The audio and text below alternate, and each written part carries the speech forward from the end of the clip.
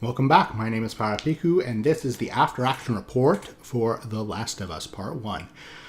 This will almost certainly be my longest After Action Report thus far, potentially only surpassed by the Part 2 After Action Report, depending how that game goes. So, let's get down to it. The Last of Us Part 1. I feel to accurately talk about this game, you have to break it down into three parts. Last of Us the game, Last of Us the story, and Last of Us is the combined experience. And already that, to me, that is a huge, huge problem. The game wants to be a movie, but it also wants to be a game. And it feels to me like there's this conflicting, this identity crisis, yeah? And nowhere did this feeling hit me harder than in the burning restaurant. When Ellie is stabbing David, there was this feeling I had. It was like one button press, not even a mash. That's it. I felt immediately disconnected from what was going on. Like,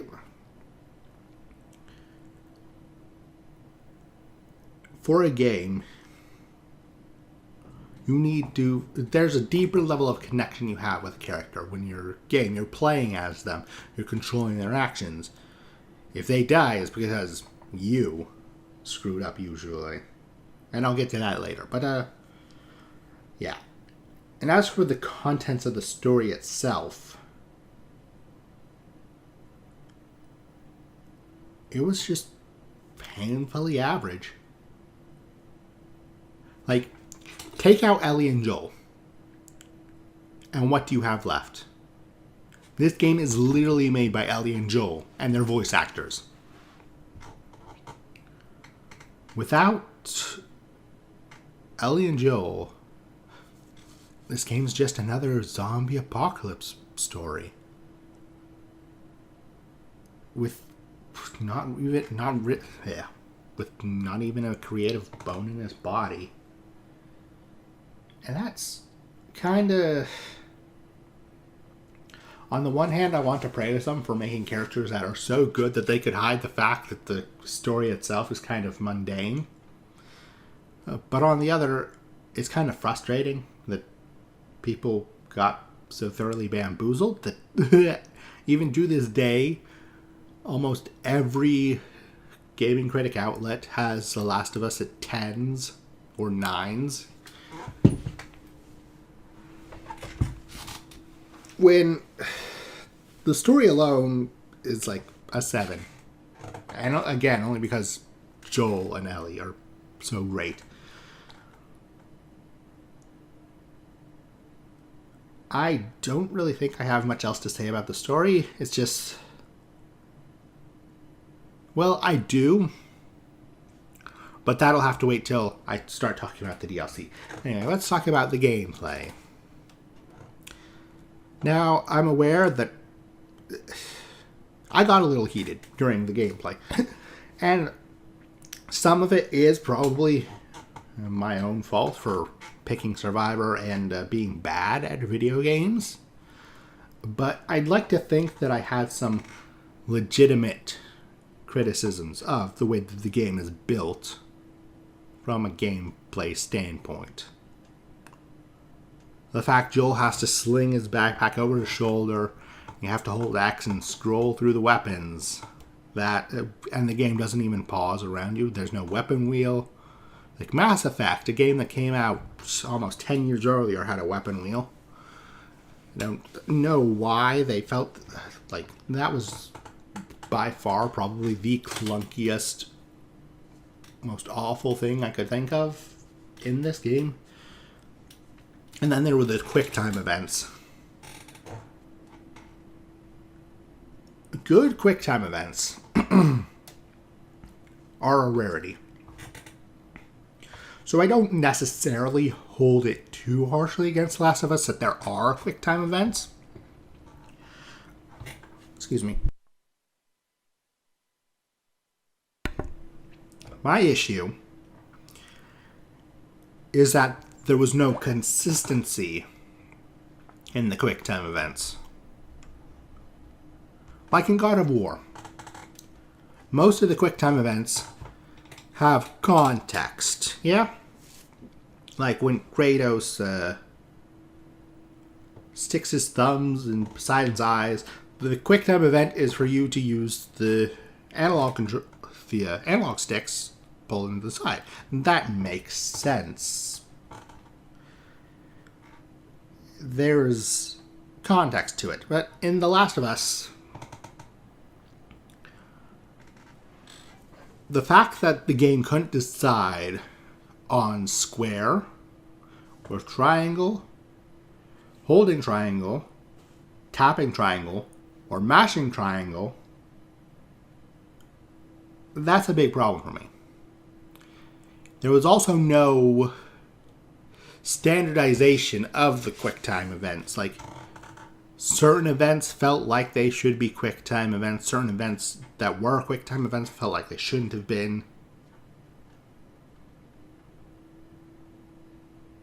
It made me pay more attention to the game, but in a bad way. It's like, I better not take my eyes off this because it's gonna try and sucker punch me.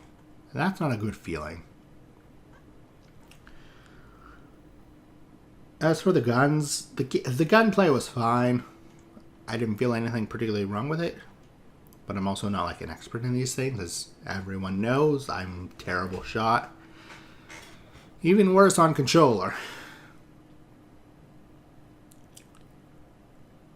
Speaking of controls, moving Ellie and Joel about felt... it wasn't awful, but it also wasn't great. Like, sometimes Ellie and Joel would just feel kind of clunky to control.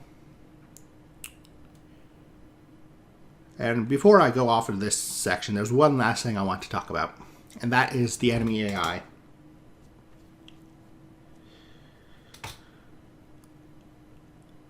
The game cheats. There's no way around that. Like, I was doing some research, and apparently, yeah, the game checks where you are constantly.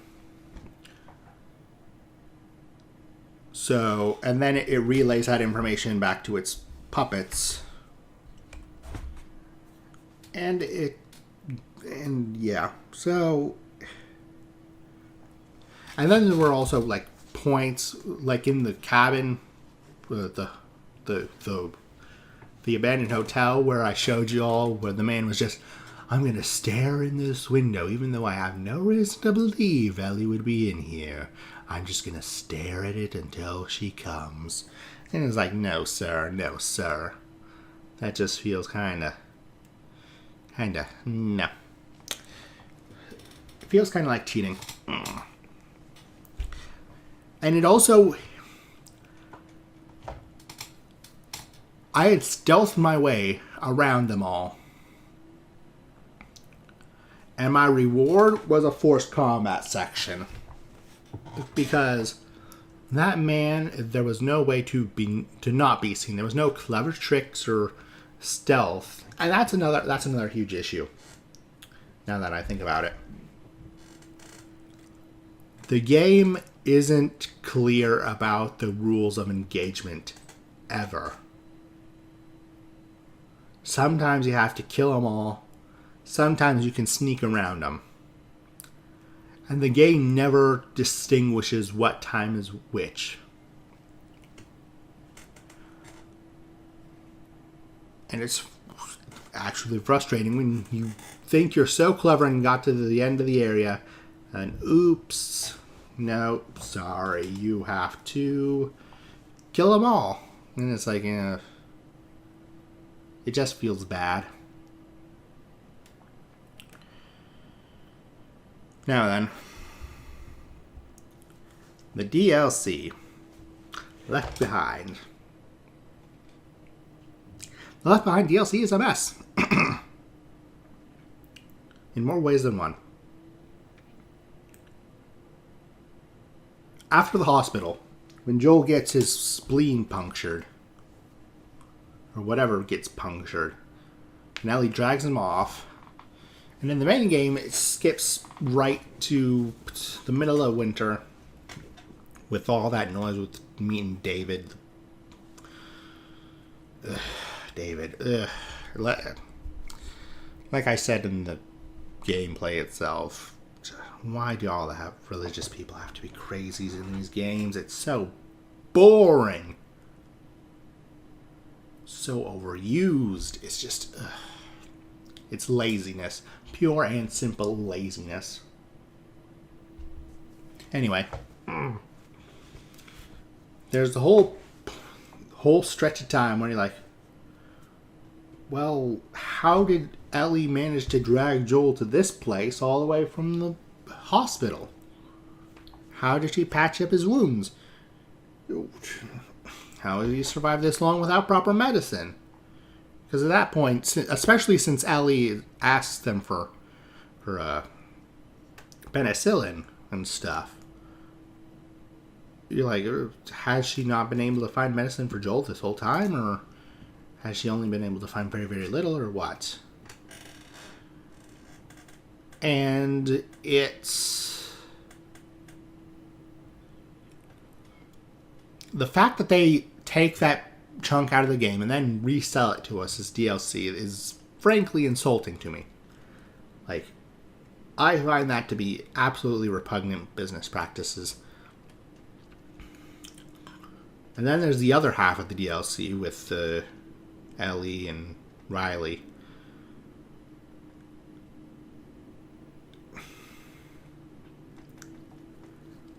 They're asking me to, like I said in the gameplay, they're asking me to care about a character who's only ever been mentioned once in the last hour or two of the main game. I have no connection to her. But they're playing it like I do.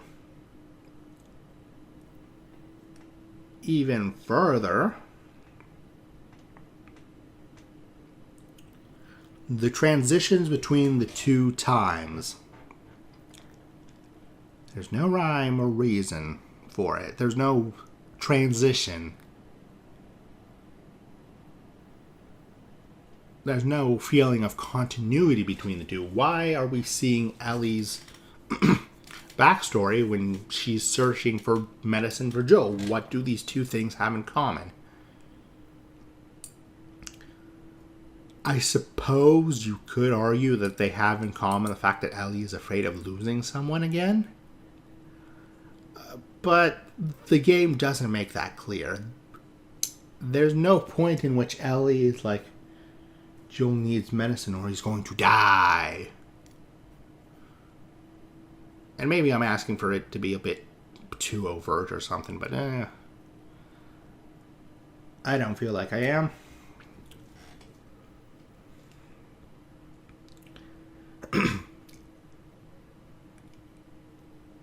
And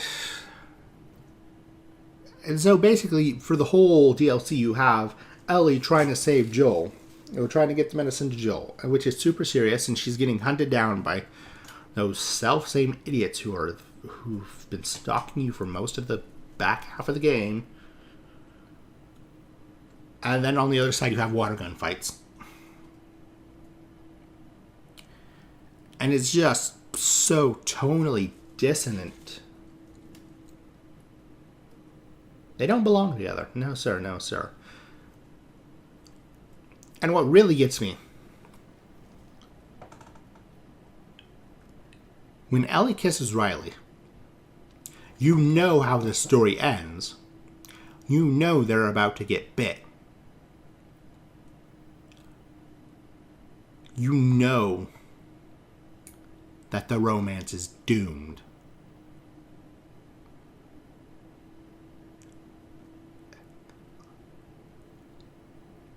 So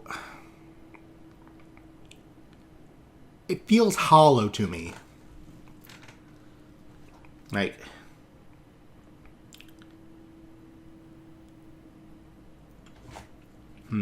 how to say this?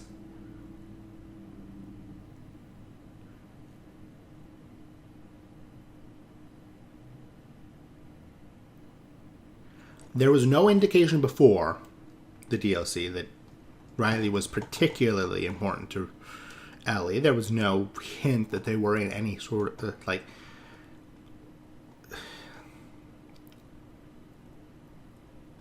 There was no indication that Ellie felt more than friendly feelings towards her. And I'm not saying that the kiss itself was bad, but the timing of it... Like, it falls into the general problem with prequel stories.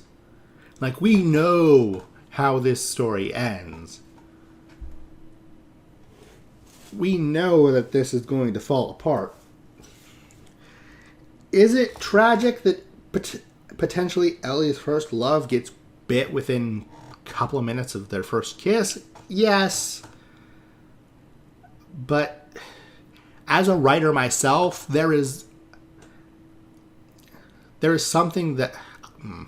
As a writer myself, I have a very large issue. One of my pet peeves as a writer is tragedy for tragedy's sake. What does Ellie losing her first love immediately after her first kiss, get? Does it grow Ellie as a character? No, because it's not mentioned through the whole first game. I haven't played part 2 yet. Maybe there's payoff in part 2, but that's potentially worse because something like that should have been in part 1. Like,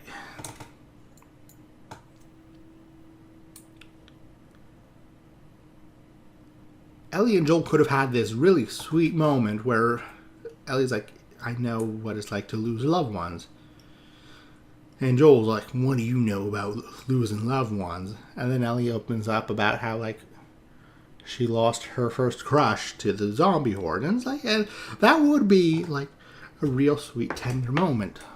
And then she could talk about Riley, which would make the DLC less, like, out of nowhere. That would have been great.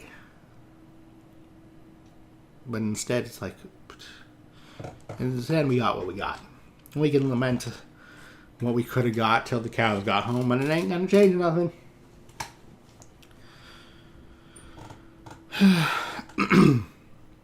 Anyway, like I said in the last episode, the fact that they don't show the turn, they don't show Riley slowly losing her mind and Ellie discovering she's immune, that's just criminal. Like, that's just real bad. The second worst blunder as far as story is in this whole Let's Play as far as I'm concerned. The first being, of course, the man in the vent. The potentially immune man in the vent.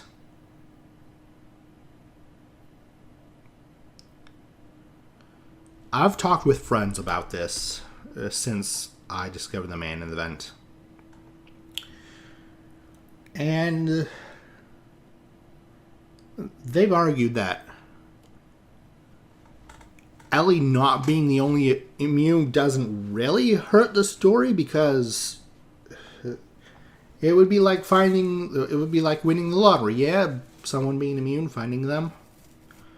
But that argument in my mind is really hurt by the fact that Ellie, who wasn't looking for him, who just stumbled across him in a random vent in a random mall, it really gives this impression that being immune isn't as rare as the game would have you believe. Like, at first it's just, Ellie is the only immune we've ever seen. It's like, okay, why is she immune? We need to find out. Let's go find out. And then in the DLC we find out there are potentially other immune. And the idea that the quote-unquote only immune, Ellie, comes across this other guy who was potentially immune randomly, that's just too far. The odds of that are just too long for me to swallow.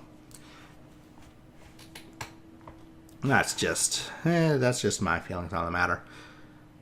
I feel like, and then of course Marlene. There's what it does to Marlene's character. So we know Marlene promised Ellie's mom to take care of Ellie.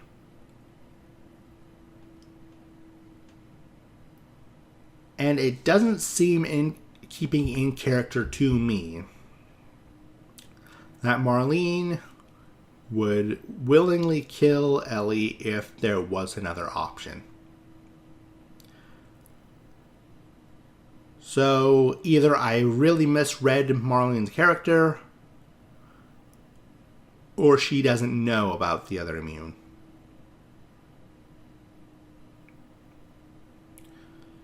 And given, again, the quote-unquote only immune ran across a rando who was potentially immune, it makes me feel like the immune are a lot more common than people give it credit for.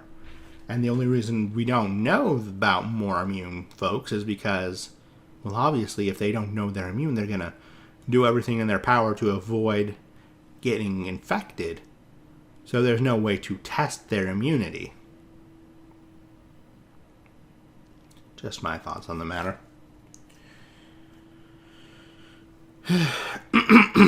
Anyway, in conclusion, The Last of Us and the Left Behind DLC are massively overhyped, in my opinion.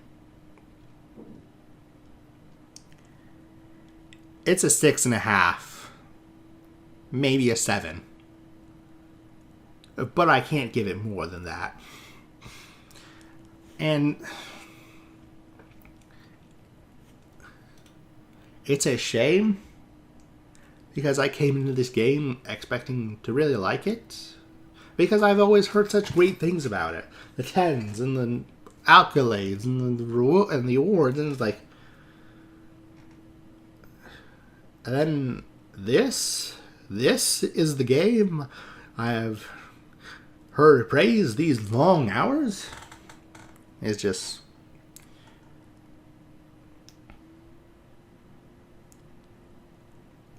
I don't know what it is, but I feel like people got slightly bamboozled, and no one bothered to check if never mind. I was going somewhere with that, but then I lost my train of thought. Anyway, with this utterly mediocre first game, at least my opinion of it being mediocre, where will The Last of Us Part 2 take us? Will I revile it as much as everyone else? Will I find it a surprising gem in the rough? At this point, I have no idea. But I'm willing to find out. So, until then, remember to like, comment, subscribe, ring the little ding bell, and if you'd be so kind, get off my lawn, you filthy casuals.